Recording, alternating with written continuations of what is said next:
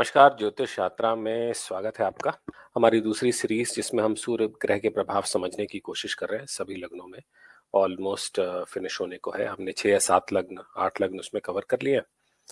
और कुछ फीडबैक जो हमें मिला है उसमें ये कई लोगों ने पूछा है कि अ, जब हम भावों के बीच में रिलेशनशिप बताते हैं कि सूर्य ग्रह किसी एक पर्टिकुलर भाव में बैठकर किस प्रकार का रिजल्ट देगा, तो उस एनालिसिस को समझने में परेशानी आ रही है कि भावों का क्या अर्थ है। एक जन्म कुंडली में कितने भाव होते हैं, किस भाव का क्या अर्थ है और किस भाव से जातक के बारे में क्या पता लगता है, क्या जानकारी मिलती है, इसको बता देना अ, आवश्यक है। तो आज हम एक बहुत ही छोटा सा वीडियो बनाएंगे जिसमें हम आपको कुंडली के 12 भावों के बारे में बताएंगे कि किस भाव से जातक के जीवन के बारे में क्या विचार किया जाता है। तो बहुत सिंपल सा वीडियो है। बिगिनर्स के लिए, ज्योतिष में जो इंटरेस्ट रखते हैं, सीखना चाहते हैं, उनके लिए बिगिनर लेवल का वीडियो रहेगा। काफ़ी इंटरेस्टिंग रहेगा। तो देखिए, आपकी स्क्रीन पे आप देख सकते हैं कि एक सैंपल चार्ट बना हुआ है, एक हॉरोस्कोप बना हुआ है। और इसमें जो पहला जो डायमंड शेप्ड भाव है, जिसमें भाव नंबर 1 लिखा हुआ है, ये पहला भाव हो गया, ये पहला घर हो गया। पूरी कुंडली 12 भावों में, 12 घरों में डिवाइडेड होती है।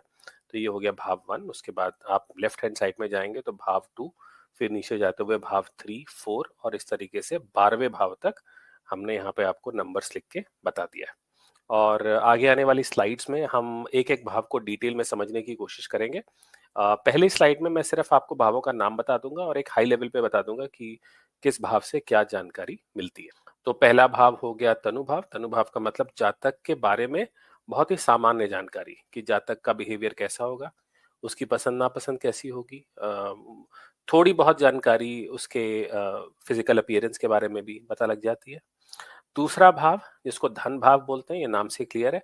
इससे जातक की फाइनेंशियल सिचुएशन कैसी होगी, उसकी सेविंग्स कैसी होगी, इसके अलावा उसकी फैमिली के बारे में भी कुछ इन्फॉर्मेशन मिल जाती है। तीसरा भाव भ्रातृभाव होता है। भ्रातृ का मतलब भाई। छोटे भाइयों के बारे में, छोटे भाई बहनों के बारे में तीसरे भाव से पता लग जाता है। चौथा भाव सुख का भाव है। सुख का अर्थ यहाँ पे घर के सुख से लिया गया है। तो घर के सुख के बारे में अगर आपको ज्यादा जानकारी चाहिए, मदर के बारे में थोड़ी जानकारी चाहिए, तो चौथे भाव से जानकारी प्राप्त हो जाती है। पंचम भाव, भाव नंबर 5, सुत भाव, मतलब बच्चों के बारे में, संतान के बारे में। छठा भाव शत्रु भाव, ये भी काफी क्लियर है, जातक की शत्रुता के बारे में। और अगर जातक की शत्रुता किसी से होती है तो जातक की प्लेसमेंट उसमें कैसी होगी, वो सफर करेगा या अपने शत्रुओं पे भारी पड़ेगा, ये छठे भाव से पता लगाया जा सकता है।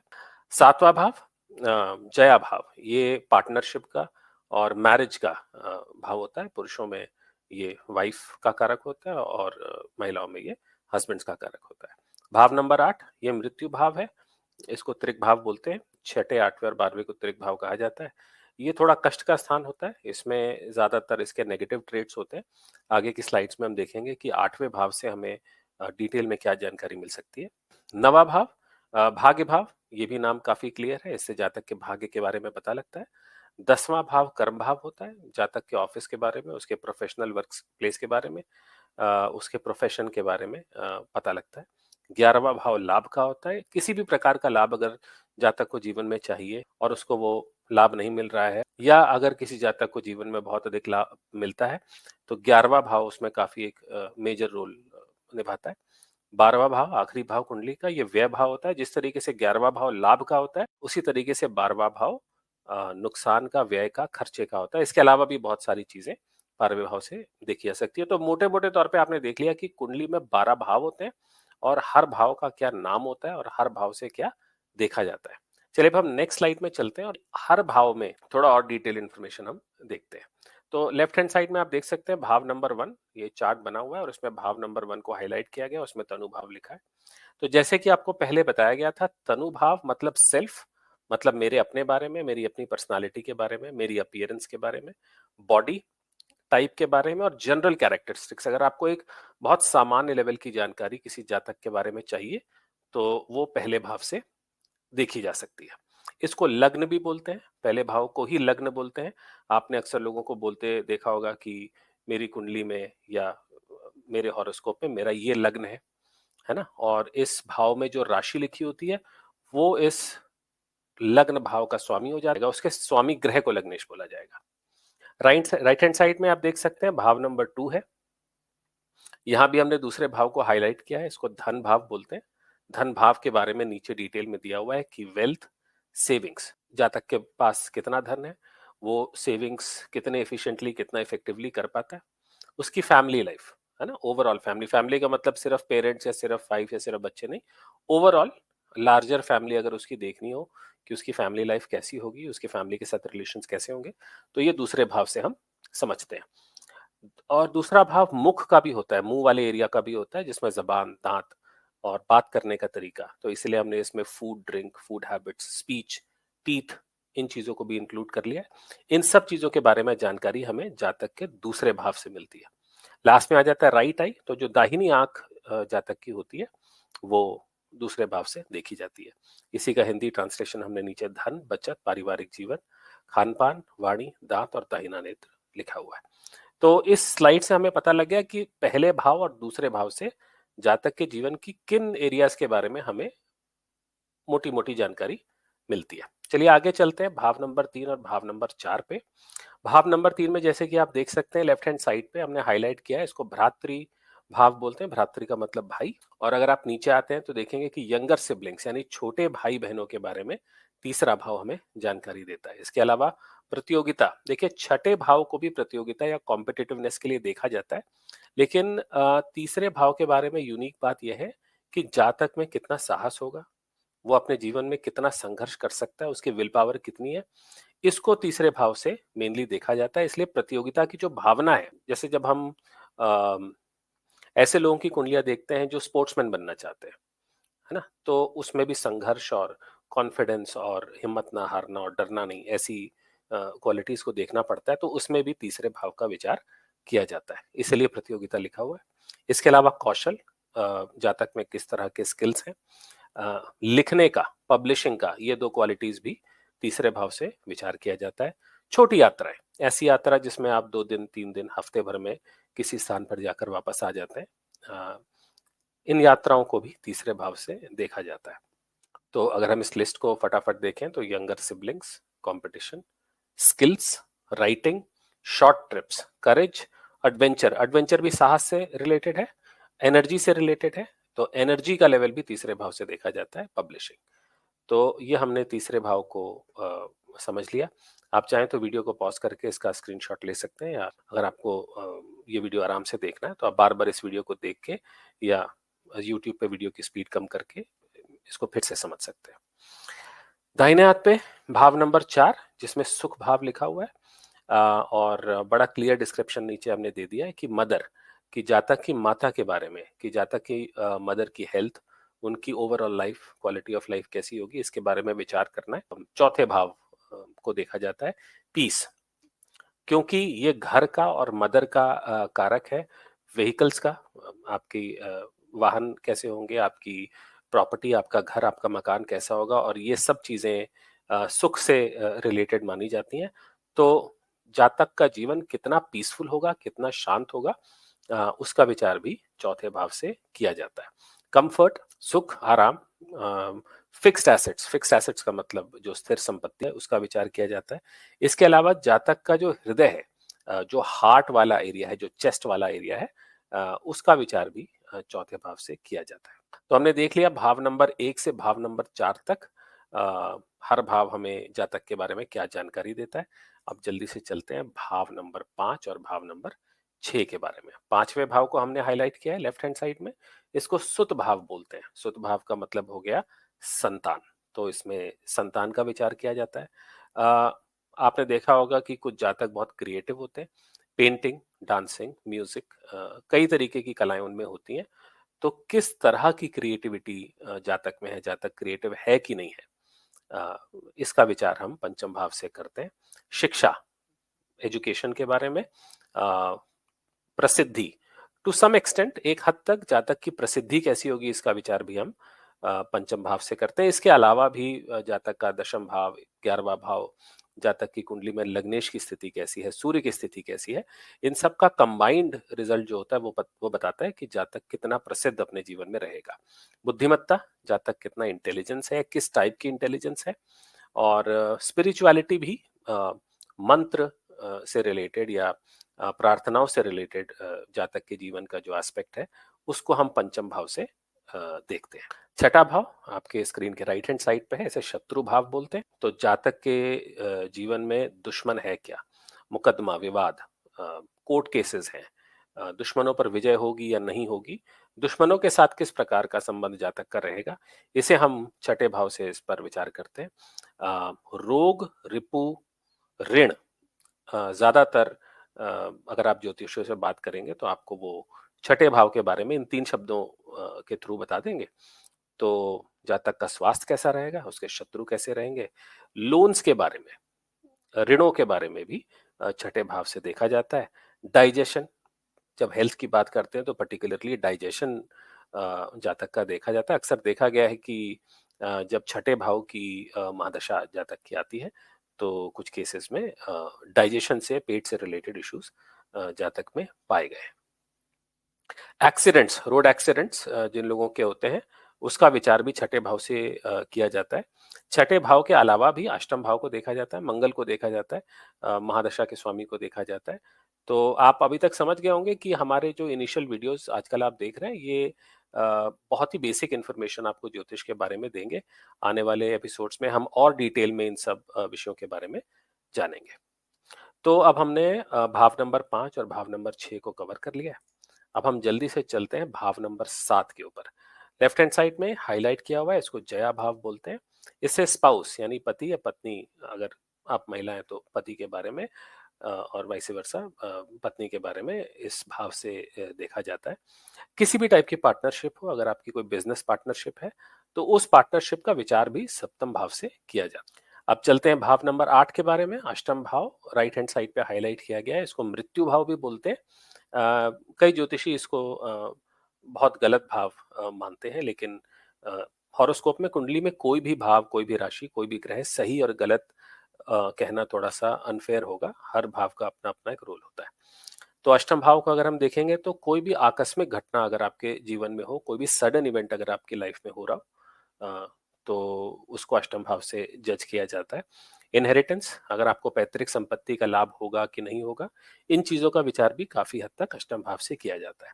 इसमें लिस्ट काफी लंबी है, जल्दी से इन पॉइंट्स को पढ़ लेते हैं। किसी भी चीज की समाप्ति या आपके जीवन का भी जो अंत है उस पर भी अगर विचार करना है तो अष्टम भाव को कंसिडर किया जाता है। वैसे एथिकली किसी के भी बर्थ या डेथ के बारे में बहुत सर्टेनिटी के साथ कोई प्रिडिक्शन करना सही नहीं है। कुछ चीजें ईश्वर डिसाइड करता है, उसमें मनुष्य का जो हस्तक्षेप है वो कम से कम होना चाहिए। ऑकल्ट साइंस यानी ज्योतिष भी ऑकल्ट साइंस में आता है। टैरो कार्ड्स हो गए, तंत्र मंत्र, इस टाइप के जितने भी विज्ञान हैं, जितनी भी गुप्त विद्याएं हैं, वो हम अष्टम भाव से देखते हैं। दीर्घायु, लॉन्जिविटी, इसके अलावा किसी की भी गुप्त बातें हो गई, मुसीबतें, दीर्घकालिक रोग। रोग देखिए, अगर आपने देखा हो तो हम छठे भाव से भी देखते हैं। लग्नेश की भी स्थिति देखी जाती है, अगर लग्न और लग्नेश वेल प्लेस्ड नहीं है, गलत ग्रहों की दृष्टि है, तो उसमें भी जातक के जीवन में रोग उत्पन्न होते हैं। लेकिन लंबे समय तक चलने वाले जो रोग हैं उनको हम अष्टम भाव से देखते हैं। किसी की सर्जरी है, ऑपरेशन है, कोई जातक अनुसंधान में, रिसर्च रिलेटेड कामों में इंटरेस्ट लेता है, तो उसका भी विचार हम अष्टम भाव से करते हैं। नशा और किसी भी टाइप का कोई स्कैंडल हो, कोई कलंक किसी पे लगता है, उसका विचार भी काफी हद तक अष्टम भाव से किया जाता है। तो ये हमने जाना भाव नंबर 7 और 8वें भाव के बारे में। अब हम चलते हैं कुंडली के नवम और दशम भाव पे। नवम भाव से हम हायर एजुकेशन देखते हैं, जिस तरीके से पंचम भाव से हम इनिशियल एजुकेशन जातक की उस पर विचार करते हैं, उसी तरीके से हायर एजुकेशन के बारे में हम नवम भाव को कंसिडर करते हैं। इसके अलावा लक या फॉर्च्यून, क्योंकि ये भाग्य भाव, इस भाव का नाम ही भाग्य भाव है, तो लक या फॉर्च्यून के बारे में नवम भाव से देखते हैं। पंचम भाव से भी एक हद तक लक का विचार किया जाता है। ये धर्म का भाव भी है, इसमें गुरु भी बैठते हैं, तो गुरु का मतलब गुरु ग्रह नहीं, लेकिन जातक के जीवन में जो उसके टीचर्स हैं, जो गुरु हैं, जो उसको ज्ञान देते हैं, उनका विचार भी नवम भाव से किया जाता है। पिलग्रिमेज का यानी तीर्थ यात्रा का, स्पिरिचुअली जातक किस तरीके से इंक्लाइंड है, धर्म में उसकी कितनी रुचि है, इन बातों का विचार भाग्य भाव से किया जाता है। इसके अलावा पिता का भी विचार, पिता के साथ जातक के संबंध कैसे रहेंगे, पिता का जीवन कैसा रहेगा। जैसे चौथे भाव से हम माता का विचार करते हैं, वैसे ही नवम भाव से हम पिता का विचार करते हैं। यहाँ पे कुछ डिसएग्रीमेंट्स हैं, अलग अलग विचार हैं। कुछ ज्योतिषी, मैंने पहले भी अपने एक वीडियो में बोला है, दशम भाव से भी पिता का विचार करते हैं। राइट हैंड साइड पे हम दशम भाव को हाईलाइट कर रहे हैं, हमने कर्म भाव इसमें लिख दिया है। दशम भाव मेनली जातक के वर्क प्लेस के बारे में, उसकी प्रोफेशनल लाइफ के बारे में होता है। तो करियर में सक्सेस मिलेगी कि नहीं, कितनी सक्सेस मिलेगी, उसका प्रोफेशन किस टाइप का होगा, अपने बॉस के साथ, अपने मैनेजर के साथ, या किसी भी अथॉरिटी फिगर के साथ, इसमें गवर्नमेंट और सरकार भी आ जाती है, जातक के संबंध कैसे रहेंगे, उसको कितना रिकॉग्निशन मिलेगा, उसको अवार्ड्स मिलेंगे कि नहीं, और प्रोफेशनल सर्किल में उस जातक का स्टेटस क्या होगा, इसका विचार हम दशम भाव से करते हैं। बहुत सारी कुंडलियां जो हमें जातक भेजते हैं, जो केसेस हमारे पास आते हैं, उसमें करीब 70 से 80% तक केसेस प्रोफेशनल लाइफ के बारे में जातक क्वेश्चंस पूछते हैं। तो दशम भाव का जो यूज है हमारे एनालिसिस में बहुत ज्यादा होता है। ऑलमोस्ट एवरी सेकेंड हॉरोस्कोप में हम दशम भाव का विचार करते हैं। चलिए आगे चलते हैं। भाव नंबर 11 और भाव नंबर 12। 11वें भाव को हमने लेफ्ट हैंड साइड में हाईलाइट किया, इसको लाभ भाव बोलते हैं। बहुत सारे जातकों को इसके बारे में जानकारी होती है और वो अपने 11th हाउस को कैसे मजबूत करना है, इसका रत्न पहन सकते हैं क्या, इसका मंत्र जाप कर सकते हैं क्या, इस प्रकार के प्रश्न जातक करते हैं। सबको 11वें भाव में इंटरेस्ट है, क्योंकि ये लाभ का भाव है, इनकम का भाव है। तो किसी भी टाइप की इनकम हो, किसी भी टाइप का लाभ हो, किसी भी टाइप के गेन्स आपकी जिंदगी में हो, उसे हम 11th हाउस से देखते हैं। बड़े भाइयों को, लिस्ट हमने नीचे दी हुई है, बड़ा भाई, किसी भी टाइप की जीत हो, जीवन में विजय हो, आय हो, इन सब चीजों का लाभ, मुनाफा, विचार हम 11वें भाव से करते हैं। जातक का सामाजिक जीवन कैसा होगा, समाज में किस तरह के लोगों के साथ वो उठेगा बैठेगा, मित्रों के साथ जातक की कितनी बनेगी, और अगर जातक मित्रों को लेके सेंसिटिव है तो मित्रों की तरफ से जातक के साथ क्या व्यवहार किया जाएगा, ये सब विचार हम 11वें भाव से करते हैं। 11वें भाव में छोटी मोटी स्वास्थ्य की समस्याएं भी देखी जाती हैं, जैसे सर्दी जुकाम, सर दर्द, पेट दर्द, ऐसी समस्याएं जो 2 से 3 दिन में सॉल्व हो जाती हैं, जिसमें बहुत ज्यादा मेडिकल इंटरवेंशन नहीं चाहिए, उनको भी 11वें भाव से देखा जाता है। इसके साथ हम आते हैं कुंडली के आखिरी भाव पर, भाव नंबर 12। यहाँ पे हमने हाईलाइट किया राइट हैंड साइड में चार्ट में, इसको व्यय भाव बोलते हैं। तो 11वें भाव का ठीक उल्टा। तो ये जिस तरीके से आप 11वें भाव से अपनी आय को जज करेंगे, उसी तरीके से 12वें भाव में आप अपने खर्चे को या व्यय को जज करेंगे। छठे भाव से जिस तरीके से शत्रु देखे जाते हैं, वैसे 12वें भाव से गुप्त शत्रुओं का विचार किया जाता है। और संन्यास या किसी भी टाइप का डिसइल्यूजनमेंट, डिसइल्यूजनमेंट का मतलब है कि कई लोग जब मोक्ष की तलाश में निकलते हैं, जब उन्हें सांसारिक जीवन में इंटरेस्ट नहीं रह जाता है, इस तरह के विचारों का, इस तरह के इंटरेस्ट्स का एनालिसिस भी हम 12वें भाव से करते हैं। कई जातक जो फॉरेन कंट्रीज में जाके, दूसरे देशों में जाके सेटल होना चाहते हैं, उनकी कुंडलियों में तीसरे, 9वें और 12वें भाव का संबंध देख के ये डिसाइड किया जाता है कि इनके लिए किसी फॉरेन कंट्री में जाके, अपने फॉरेन कंट्री का मतलब होता है कि अपने बर्थ प्लेस से, अपने जन्म स्थान से दूर जाना।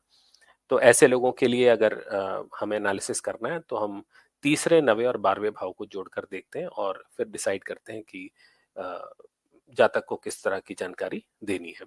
अस्पताल, हॉस्पिटलाइजेशन, ऐसी बीमारी जिसमें जातक को हॉस्पिटल में भर्ती होना पड़े, उसका विचार 12वें भाव से करते हैं। कारावास, जिस तरीके से छठे भाव से हम कोर्ट केस के बारे में देखते हैं, और उसके जस्ट ऑपोजिट वाला जो 7वां भाव है, मतलब 12वां भाव, अ, उससे हम कारावास या इम्प्रिजनमेंट का विचार करते हैं। किसी भी तरीके का नुकसान हो, उसको भी 12वें भाव से देखा जाता है।